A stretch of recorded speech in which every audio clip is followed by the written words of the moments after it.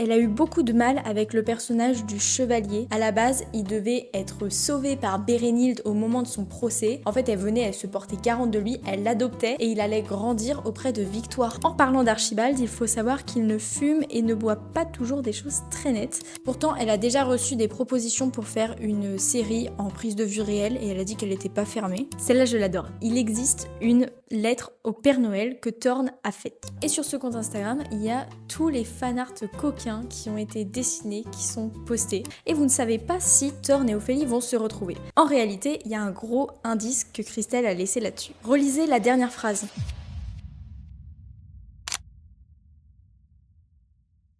Si vous êtes allé en librairie récemment, vous n'avez pas pu passer à côté de la sortie de la Passe-Miroir en bande dessinée qui a été dessinée par Vanida. C'est une magnifique BD bien épaisse qui retrace tout le tome 1. Non mais regardez comme elle est belle quoi. Mais avant la BD, il y a tout ça.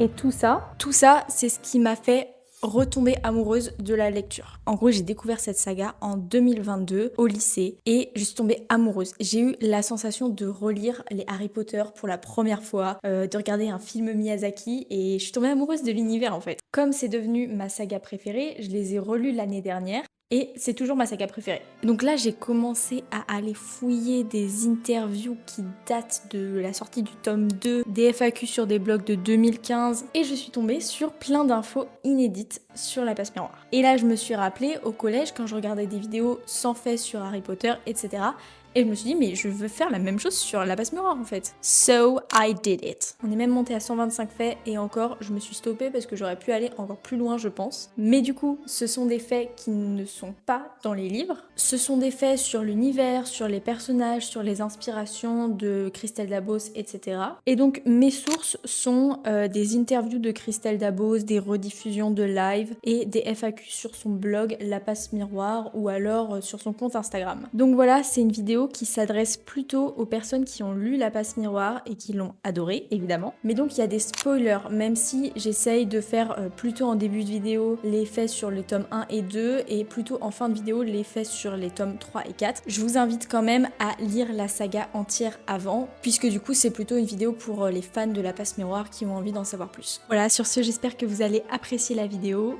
C'est parti! Regardez, carrément, je les ai plastifiés. Je suis trop amoureuse d'eux pour les abîmer. Du coup, on se croirait un peu à la bibliothèque du collège. Déjà, si nous pouvons aujourd'hui lire La Passe-Miroir, c'est grâce à un concours qui a été organisé par Gallimard Jeunesse en 2012. Christelle Dabos l'a remporté et un an plus tard, en 2013, le tome 1 est publié. Christelle Dabos, elle a d'ailleurs commencé à écrire assez tard puisqu'elle a commencé à écrire à la fac vers 21-22 ans. Elle a d'abord commencé par écrire des nouvelles pour faire rire l'une de ses amies et ensuite, elle a écrit des fanfictions, notamment sur Harry Potter justement, notamment une fanfiction sur Rogue et un personnage qu'elle avait créé qui s'appelait Virginie et qui avait les cheveux verts. Et c'est d'ailleurs avec le personnage de Virginie qu'est née l'écharpe tricolore d'Ophélie. Comme quoi, tous les auteurs n'ont pas commencé à écrire à 8 ans. L'idée de la Passe-Miroir, ça lui est venu quand elle se promenait dans un petit bois près de chez elle en Belgique. En fait, elle était d'abord sur un autre projet de roman et elle galérait un peu. Et elle a eu cette image de cette fille qui sort du miroir, tout l'univers qui a commencé à s'imposer à elle, avec les arches, le monde brisé en morceaux, etc. Elle est vite rentrée chez elle pour écrire. Ça, c'est une anecdote qu'elle raconte souvent en interview, en FAQ, en live, etc. Donc je vous invite à aller regarder si vous voulez plus de détails et que ça soit raconté par elle. À l'origine, elle écrivait La Passe-Miroir sur un blog qui s'appelle Plume d'Argent dès 2008 et à l'époque, le blog ne comptait qu'une quarantaine de membres. Christelle Dabos a dit que c'est avec le personnage d'Ophélie qu'elle a le plus de proximité, sans grande surprise, mais je reviendrai sur ce fait plus tard dans la vidéo et oui,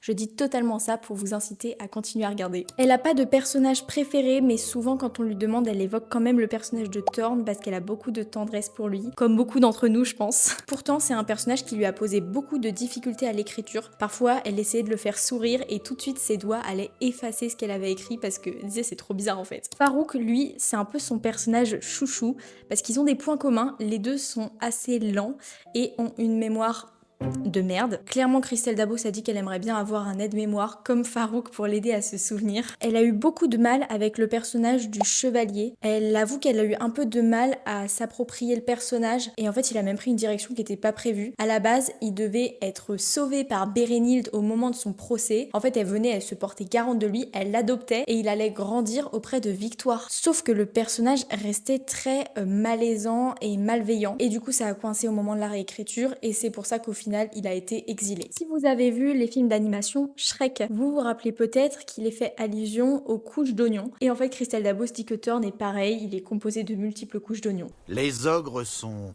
comme les oignons. Ils schlinguent. Oui. Non. Oh, ils piquent les yeux? Non. Ah, ils se font sauter. On les couche sur une pâte brisée et on enfourne la pissaladière. Non. Ils ont des couches. Oignon, avoir, couche. Ogre, avoir, couche comme oignon, avoir, couche. Tous les deux ont des couches et toi t'en tiens une. D'ailleurs, Thorne est né le 7 février à 18h23 et 14 secondes. C'est très précis, mais qui ça étonne pour un personnage aussi psychorigide que Thorne. Et d'ailleurs, cette date, elle constitue le Thorne Day, donc le jour de Thorne. C'est un jour qui fait partie du lore de la communauté. Si Thorne peut sembler un peu jaloux avec Ophélie dans le tome 1 par certains aspects, c'est pas spécifique à Ophélie. En fait, ça remonte à quand il était petit. À un moment, il était dans un couloir et il regardait par la serrure d'une porte. Et derrière cette porte, il voit Archibald entouré de dames de la cour et de la propre mère de Thorne qui le voyait en fait comme le fils qu'elle aurait aimé avoir. Et Thorne s'est senti assez seul et jaloux, ce qui est logique. Mais ce qu'il ne savait pas, c'est qu'Archibald ne passait pas du tout un bon moment. En fait, si Archibald a un rapport si compliqué avec les femmes, c'est parce qu'elles ont été beaucoup trop loin dans son intimité très jeune, ce qu'il a évidemment très mal vécu. Christelle Dabos qualifie le monde de la passe miroir de reflet déformé de notre monde. Libre à vous d'interpréter ça comme vous voulez. Toute la métaphore autour du miroir, c'était un moyen pour Christelle Dabos de travailler sur des gros problèmes qu'elle avait avec son image. C'est des problèmes qui ont été accentués parce que peu de temps après la sortie du tome 1, elle a eu un cancer de la mâchoire qui lui a valu une opération visible, ce qui n'a rien arrangé à son problème. Le Nibelungen, je sais pas comment le prononcer, mais le journal qu'on retrouve au pôle, a une origine germanique puisque les Nibelungen sont des nains des légendes germaniques et leur nom signifie ceux du monde d'en bas ou ceux de la brume. Il y a en tout 21 arches majeures et 186 arches mineures dans le monde de la passe miroir. Il existe un site internet La Passe Miroir sur lequel j'ai pompé beaucoup de ses faits, un Facebook et même un wiki. Aujourd'hui, c'est sur Instagram que Christelle Dabos est le plus active. Elle répond beaucoup aux commentaires et elle poste beaucoup de dessins humoristiques qui sont dessinés par son amie Camille Rusé. D'ailleurs, toutes les deux, elles font régulièrement des lives Twitch sur la chaîne Que m'amuse m'amuse. C'est ce qui a remplacé les audio rencontres que Christelle faisait sur Discord. Bon, j'ai baissé les volets parce qu'on avait un peu beaucoup de lumière, je trouve. Pour célébrer la sortie du tome 4, un challenge de fanart a vu le jour, ce qui a donné lieu à plein de magnifiques fanarts. Et même en dehors de ce challenge, il existe énormément de fanarts de la passe miroir. Et ce n'est pas un hasard. En fait, je trouve que l'écriture de Christelle Dabos est très visuelle. Et même sans parler de la bande dessinée, dans les bouquins, il y a beaucoup de descriptions ou d'éléments qui font un peu penser à des dessins. Et d'ailleurs, il y a beaucoup de personnes qui ont dit qu'en lisant le livre, ils s'imaginaient un Miyazaki, et c'est totalement mon cas. J'ai d'ailleurs découvert plus tard que c'était une des sources d'inspiration de l'autrice, puisque Christelle Dabos, elle est avant tout fan d'illustrations, de bande dessinée et de dessins animés notamment. Et c'est pour cette raison qu'elle dit qu'elle voit plutôt son œuvre adaptée en film d'animation, qu'elle aimerait beaucoup en Ghibli. Christelle, moi aussi j'aimerais beaucoup. Pourtant, elle a déjà reçu des propositions pour faire une série en prise de vue réelle et elle a dit qu'elle n'était pas fermée. Mais perso, j'imagine pas du tout des acteurs interpréter des personnages qui sont aussi cartoonesques. Enfin, je les imagine tellement en dessin animé que j'arrive pas. Je pense que des acteurs, je regarderai même pas la série s'il y en a une. Dites-moi, je pense que je suis pas la seule. Toujours sur le thème des dessins, Christelle, elle réalise elle-même des dessins de ses personnages, mais elle les montre que rarement parce qu'elle a peur que ça change l'image que les gens se sont fait des personnages et qu'en fait ils prennent ça pour une version officielle alors que pas du tout. L'idée du monde de la passe miroir avec la déchirure, ce monde qui a éclaté en morceaux, il vient du fait que Christelle Dabos avait fait un rêve de la lune qui avait éclaté en morceaux. Dans l'univers de la passe miroir, presque tous les mariages sont arrangés et l'amour vient plutôt après le mariage. Par ailleurs, au pôle, les mariages entre les clans sont tout à fait inenvisageables. Le patois des animistes, c'est celui des Belges, les Wallons. Il faut donc s'imaginer que l'accent des animistes, c'est celui des Wallons. L'accent des habitants du pôle, c'est c'est un accent plutôt slave. L'accent des Arcadiens, comme la mère Hildegarde, c'est un accent hispanique. Celui des Babéliens, il est à la fois british et indien. Et enfin, l'accent des Devins, par exemple, l'expert linguistique qui a été engagé par Archibald, c'est un accent italien. D'ailleurs, l'autrice a dit que c'était assez difficile de décrire des accents sans se référer au monde réel.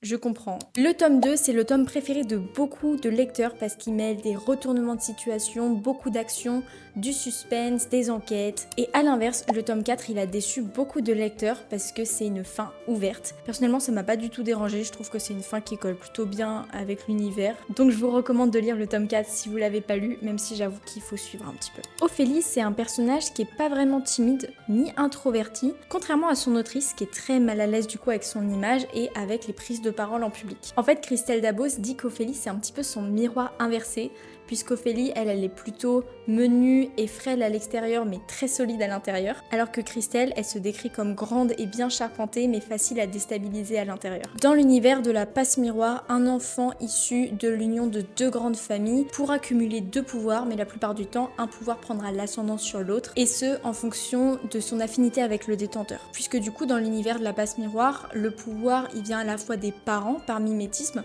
mais aussi de la personnalité de l'individu. C'est pour ça qu'Ophélie, elle est à la fois passe-miroir, parce qu'elle est capable d'une grande lucidité sur elle-même et de pas se mentir à elle-même, et c'est aussi une liseuse parce qu'elle est capable de s'oublier complètement le temps d'un instant pour laisser place au contenu de l'objet. Est-ce que vous vous rappelez des doyennes, ces personnages avec beaucoup d'autorité qui maintiennent l'ordre sur Anima? Eh bien, fun fact, Christelle Dabos a révélé que tous les biens mobiliers et immobiliers publics d'Anima leur obéissent parce qu'en fait ils sont sensibles à leur statut. Si vous vous posiez la question, sachez que la vitesse de croisière d'un dirigeable pour aller d'une arche à l'autre est de 90 km/h. On ne connaît pas précisément la distance entre Anima et le pôle, mais elle se compte en milliers de kilomètres. Mais ça, c'est si on pense le voyage en ligne droite. Mais ce n'était pas le cas du voyage qu'a effectué Ophélie au début du tome 1, puisque c'était un convoi postal, donc il y avait des détours et des étapes obligées. Christelle Dabos a une addiction au chocolat chaud et au Nesquik. Elle sait qu'elle va beaucoup trop loin sur les dosages. D'ailleurs, si vous ne saviez pas quoi lui offrir en séance de dédicace, maintenant vous savez. La citaciel est inspirée de la cour de Louis XIV. En fait, le père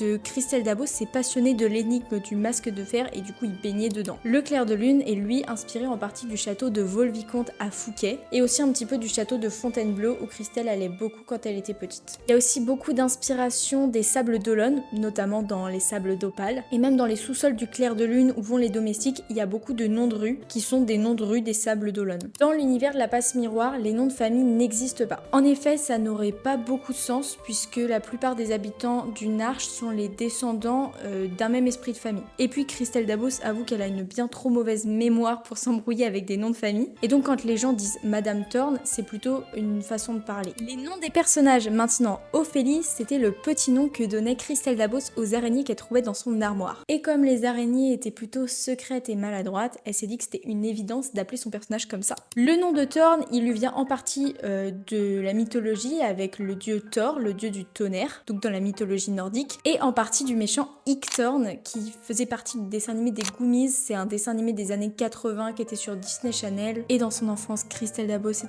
très amoureuse de ce personnage. Bérénilde, elle était plutôt pensée comme une Bérénice à la base, mais son nom a été changé pour lui donner une consonance plutôt nordique tout en gardant le côté doux et mélodieux. Et ce que je trouve incroyable, c'est que Bérénice, ça veut dire celle qui porte la victoire. Celle qui porte la victoire. Vous avez compris ou pas? De façon générale, les noms des personnages viennent de listes de prénoms anciens et démodés. Les animisent plutôt du côté des prénoms francophones. Les noms des habitants du pôle, ça va être inspiré de la Russie ou de la Scandinavie, voire des anciens peuples germaniques. Les parents de Thorne s'appellent Boris et Natacha. Et ce qui est marrant, c'est qu'une internaute a fait remarquer qu'il existe une comptine slave avec les noms de ces deux personnages. Je vous la lis. Dans la forêt blanche d'Ukraine glisse une blanche troïka. Dans le silence, elle promène petit Boris et Natacha. Bon, c'était un hasard. Christelle Dabos ne la connaissait pas, mais je trouve l'anecdote marrante. Quant au nom d'Archibald, avec la racine archi, il souligne son côté excessif et extravagant. En parlant d'Archibald, il faut savoir qu'il ne fume et ne boit pas toujours des choses très nettes, même si en ce qui concerne la poudre qu'il inhale, c'est simplement du tabac à priser. Celle-là, je l'adore. Il existe une lettre au Père Noël que Thorne a faite. Et certains internautes ont pu y avoir accès. J'ai cru que j'allais pouvoir la lire, puisque Christelle Dabos nous a donné le lien dans un live Twitch, sauf que moi j'ai regardé la rediffusion des ans plus tard, et le lien il menait au site Plume d'Argent, sur lequel elle écrivait à l'origine ses histoires. Sauf que le blog n'existe plus. Du coup, je ne peux pas lire cette lettre. Voilà, je suis dégoûtée. Si jamais, Christelle, tu passes par là, est-ce qu'on pourrait lire la lettre, s'il te plaît? Sinon, ça va rester une relique disparue avec seules quelques personnes privilégiées qui pourront la lire. Voilà, ça me frustre beaucoup. J'aurais vraiment aimé savoir ce que Thorne demandait au Père Noël, en fait. Je pense que ça doit être très drôle. Toujours sur Thorne, c'est pas très étonnant, mais c'est un personnage qui a des TOC, donc des troubles obsessionnels compulsifs. En fait, il a besoin de rituels, il a besoin que tout soit ordonné, classé, dans un monde qui est très chaotique. C'est une façon pour lui de garder le contrôle. Ophélie, elle est clairement dyspraxique. Aussi appelée trouble développemental de la coordination, c'est une perturbation de la capacité à effectuer certains gestes et activités volontaires. Christelle a dit qu'elle était elle-même très maladroite dans son corps et que ça allait beaucoup mieux depuis qu'elle avait rencontré le personnage d'Ophélie. De la même manière, le fait que, attention spoiler, mais je vais pas le dire à chaque fois, vraiment il y a des spoilers dans cette vidéo, le fait que Archibald soit malade et qu'il soit en paix avec ça, ça a beaucoup aidé Christelle puisque elle-même était assez hypochondriaque. Quand Archibald recoue ses vêtements, il le fait avec du fil rouge. Donc ça, c'est une information qui nous est donnée dans les livres et elle vient d'un fan art qu'un certain Simon, je crois, avait fait de Archibald. Et c'était une illustration qui avait beaucoup plu à Christelle, donc elle a décidé d'intégrer ce détail à ses livres. Sur le pôle, il existe exactement 4 clans déchus. Donc je vais vous lire directement le passage qu'a écrit Christelle dans une FAQ pour que vous ayez toutes les infos sur ces 4 clans. Donc, je cite, les chroniqueurs, qui sont la famille maternelle de Thorne, ont un pouvoir lié à la mémoire. Ils peuvent accroître leur propre mémoire comme ils peuvent fouiller, voire modifier les souvenirs des autres. Les invisibles ont un pouvoir de camouflage. Ils ne sont pas réellement invisibles, mais ils manipulent la perception que les autres ont d'eux et peuvent ainsi passer inaperçus. Les narcoleptiques agissent sur les mécanismes du sommeil, ils ont un contrôle parfait de leur sommeil. On ne rigole pas, c'est hyper utile, nous dit Christelle, et ils peuvent aussi influer sur le sommeil des autres. Les persuasives ont, comme leur nom l'indique, une grande force de persuasion qui leur donne un très net avantage dans toutes les négociations et les transactions de toute nature. La fonction du clan de la mère de Thorne, c'était d'ailleurs en particulier de préserver les souvenirs de Farouk, puisque les chroniqueurs doivent préserver la mémoire, et ce en recueillant et en transmettant les souvenirs. Thorne, il est inspiré à la fois du compagnon de Christelle Dabos, de l'intendant Nicolas Fouquet, rappelez-vous l'intrigue au château de Fouquet, de Sherlock Holmes un petit peu, et aussi du lapin blanc dans Alice au Pays des Merveilles avec sa montre et son côté psychorigide. Pour ce qui est de l'inspiration des autres personnages, Archibald y tient du Chapelier Fou, toujours dans Alice au Pays des Merveilles. Bérénilde, c'est la fusion de 2 favorites de Louis XIV avec d'un côté la douce et chaleureuse Madame de Maintenon et de l'autre côté la sublime et redoutable Madame de Montespan. Farouk, lui, tient de l'Empereur Céleste dans le film Le Roi des Singes. C'était un film d'animation que Christelle regardait petite et c'est vrai que c'est un personnage très lent, donc elle a retrouvé du Farouk dedans. Gaëlle, c'est un mélange involontaire entre la mécanicienne dans le film Atlantide et de Maugrey Folleuil dans Harry Potter. Le nom de Farouk a été choisi sur un site de prénom pour bébé, c'est un nom qui veut dire qui distingue le bien du mal ou alors qui distingue le vrai du faux.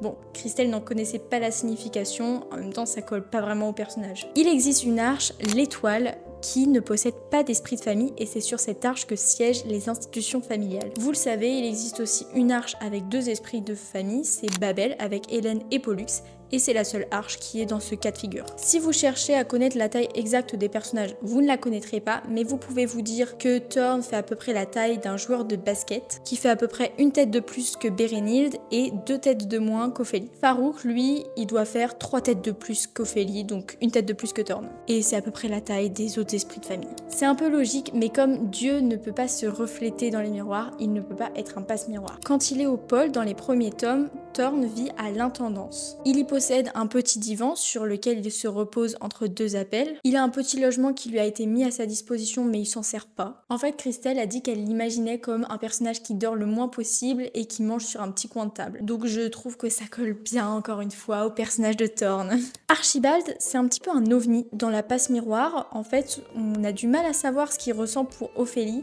Bon, Christelle a précisé que c'était pas de l'amour, que c'était que de l'amitié, même si celle-ci est d'un genre un peu particulier, donc c'est beaucoup de curiosité et d'intérêt envers elle, il a très envie de la connaître. D'ailleurs, c'était un personnage, Archibald, qui n'était pas du tout prévu dans l'histoire à la base, il s'est complètement invité dans l'histoire. Bon, au début, Christelle pensait que ça allait être un personnage temporaire, qui allait vite partir de l'histoire, et en fait, il s'est tapé l'incruste jusqu'au bout, le mec. Le tome 2, qui est aujourd'hui le plus gros des 4 tomes, était censé être encore plus épais, mais il y a des passages qui ont dû être supprimés. Les prénoms des sœurs d'Archibald, donc Patience, Mélodie, Clermonde, Gaieté, Friande, Grâce et Douce, ne sont pas en réalité leurs véritables prénoms, ce sont des surnoms, mais personne au pôle n'est là pour se souvenir de leur véritable nom. L'écharpe d'Ophélie a été tricotée par Ophélie elle-même avec amour et patience, mais sa grande maladresse l'a amenée à la faire tomber dans la cheminée, dans le puits et même dans les toilettes. Donc c'est peut-être pour ça que l'écharpe a assez mauvais caractère après.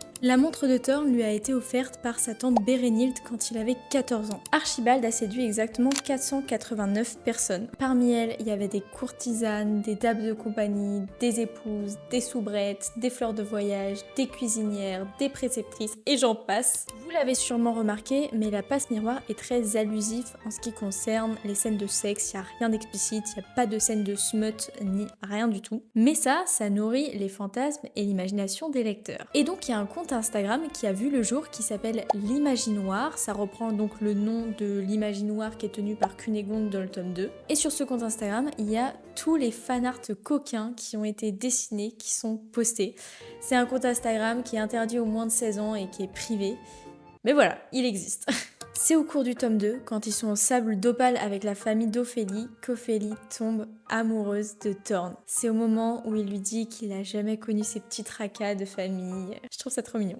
Thorn, lui, si vous vous demandiez, il est tombé amoureux dès leur première rencontre, 1 heure après quand ils étaient à l'observatoire d'Artémis. Concernant la monnaie dans la passe miroir, sur Anima, il n'y a pas de monnaie, c'est un système de troc. Et sur le pôle, outre les sabliers, il y a une monnaie. Cette monnaie s'appelle la couronne. Sachez que je me suis fait chier à essayer de reconstituer un schéma, un arbre généalogique du clan des dragons tel qu'il est au début du tome 1. Donc voici une image qui s'affiche tout de suite. Christelle a répondu à une question qui demandait pourquoi Thorn avait été rejeté par sa mère et je vous lis sa réponse. Si Thorn est aujourd'hui un adulte avec une forte endurance physique, ça n'a pas toujours été le cas. À la naissance, c'était un bébé chétif et souffreteux, aux chances de survie extrêmement minces, en particulier dans un environnement très dur comme celui du pôle. Sa mère, qui espérait un fils vigoureux, n'a pas eu envie de se battre pour ce qu'elle croyait être une cause perdue d'avance. Et ça a été le même rejet du côté du clan des dragons. Honnêtement, si Thorn n'avait pas fini par être recueilli par Bérénild, je pense qu'il aurait fini soit mort, soit serial killer. Sympa l'ambiance familiale. Il n'y a pas de sans-pouvoir à Anima et ça s'explique historiquement. Encore une fois, je vous cite l'autrice dans une FAQ. Les animistes, contrairement au clan du pôle, forment une seule et grande famille où tout le monde est le cousin de quelqu'un. Juste après la déchirure, il y avait sur l'arche qui allait devenir Anima qu'une poignée de survivants. Artémis s'est unie à eux et a porté leurs enfants. Les descendants d'Artémis se sont à leur tour unis aux non-descendants. Les enfants qui sont nés de ces mariages ont systématiquement développé un animisme. C'est ainsi que petit à petit, génération après génération,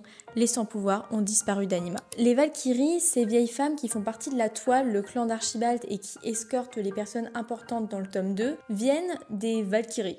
Bon, du coup, elles tiennent leur nom des Valkyries qui sont des personnages de la mythologie nordique. Et donc, ce sont des servantes d'Odin qui sont chargées d'amener les guerriers morts au combat au Valhalla. Il existe une version alternative de la passe miroir qui a été écrite avant la version qu'on connaît. Dans cette version, il y avait un faucon géant qui ressemble étrangement à Thorn, un dieu qui s'appelle Pan, le mythe de Prométhée, un pont géant suspendu au milieu du vide qui est en réalité une machine de conversion de matière. Et tous ces éléments, ça témoigne encore une fois de l'immense imagination de l'autrice. Dans cette version alternative, la mère Hildegarde, elle avait été très proche du grand-père d'Archibald dans sa jeunesse et c'était une relation qui l'avait beaucoup marqué, à tel point que parfois elle confondait Archibald avec son grand-père et qu'elle le retrouvait en lui. On ne connaît pas l'âge des personnages et même Christelle Dabos ne les connaît pas. On sait juste qu'Ophélie, elle est à califourchon entre l'adolescence et l'âge adulte, que Thorn est de quelques années son aîné et qu'Archibald a le même âge que Thorn. Lorsque Thorn a été emprisonné à la fin du tome 2, il a reçu des traitements si violents que les os de sa jambe ont été complètement détruits et donc il pouvait plus se tenir debout sans aide et c'est pour ça qu'après il porte un exosquelette dans le tome 3, donc ça ne remplace pas sa jambe, ça va juste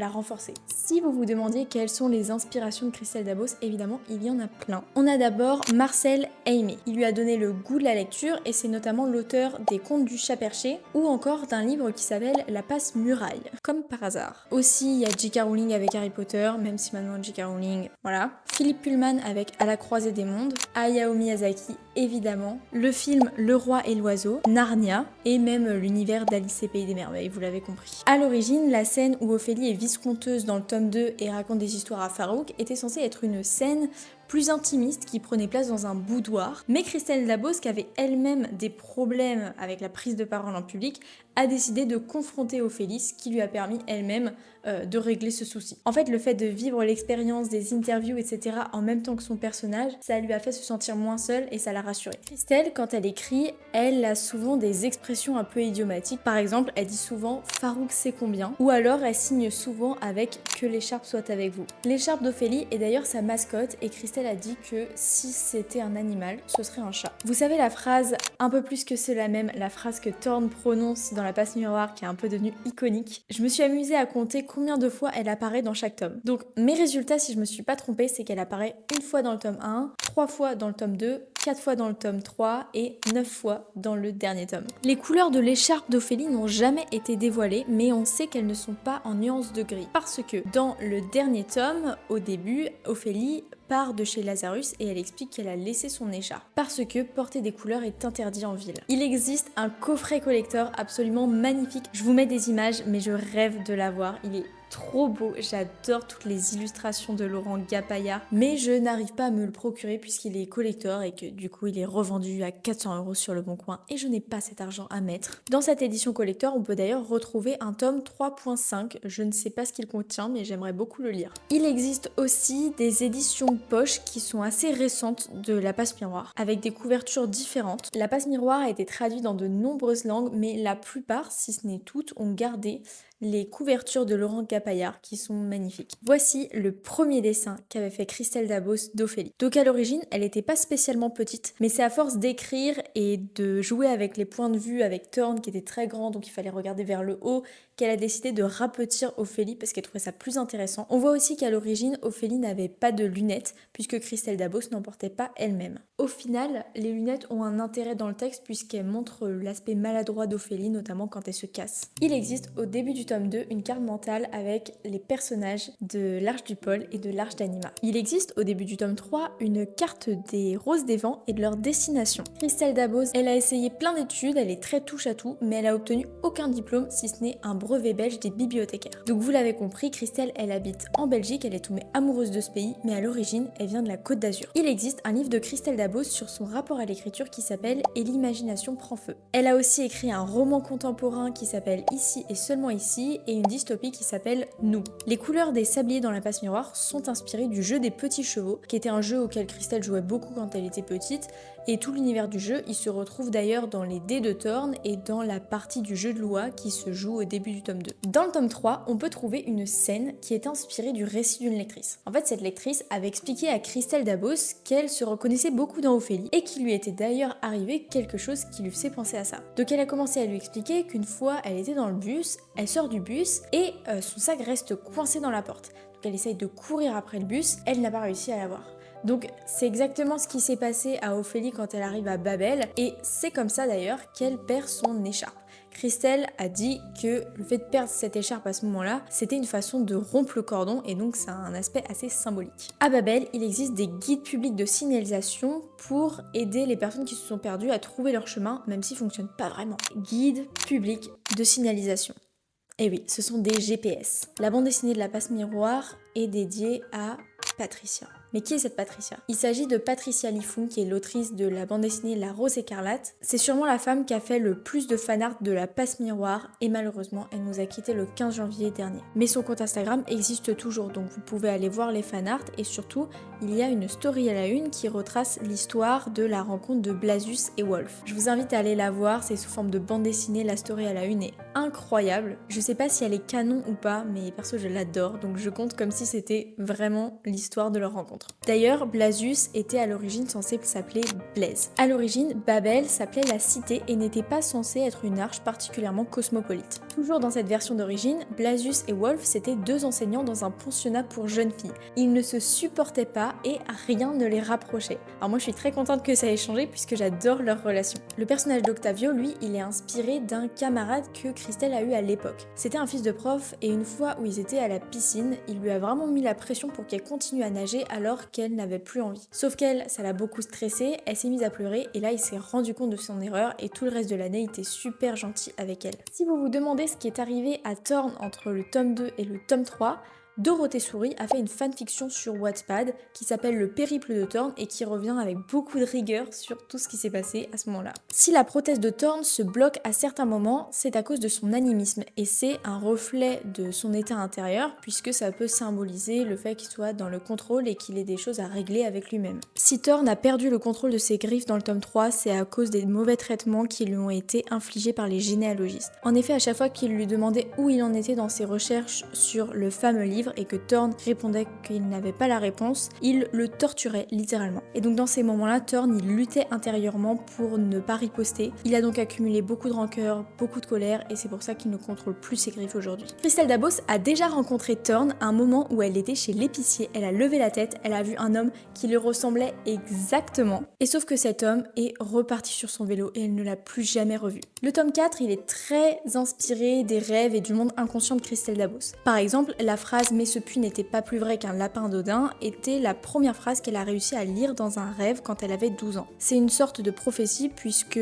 Thorn va sauver Victoire d'un puits et que Victoire est la fille de Farouk dont le vrai nom est Odin. L'Envers, c'est un endroit où l'espace et le temps sont complètement bouleversés à tel point qu'il existe des boucles temporelles et c'est d'ailleurs dans ça qu'est coincé Octavio. Parmi les nombreux fanarts qui existent, j'ai choisi de vous montrer un fanart de Camille Rusé qui montre à quoi aurait ressemblé Ophélie si elle n'avait pas croisé la route de Lali. Le miroir que traverse Ophélie à la fin du tome 4 est le même miroir que celui qu'elle a vu dans le magasin quand elle est arrivée à Babel. D'ailleurs, il y a dans ce magasin un tourne-disque qui diffuse un air qui est le même air qu'on voit chez l'oncle de Ophélie. Donc cet air, c'est l'air de Carmen. Et ça boucle un peu la boucle, j'ai envie de dire. Bon, c'est un air qui n'est pas censé exister dans le monde de la passe miroir, mais c'est celui-là. Gros spoil sur la fin, donc ceux qui ont lu la fin, vous savez que c'est une fin ouverte, et vous ne savez pas si Thorn et Ophélie vont se retrouver. En réalité, il y a un gros indice que Christelle a laissé là-dessus. Elle a dit qu'elle avait donné une direction à l'épilogue. Relisez la dernière phrase. Un peu plus que cela même.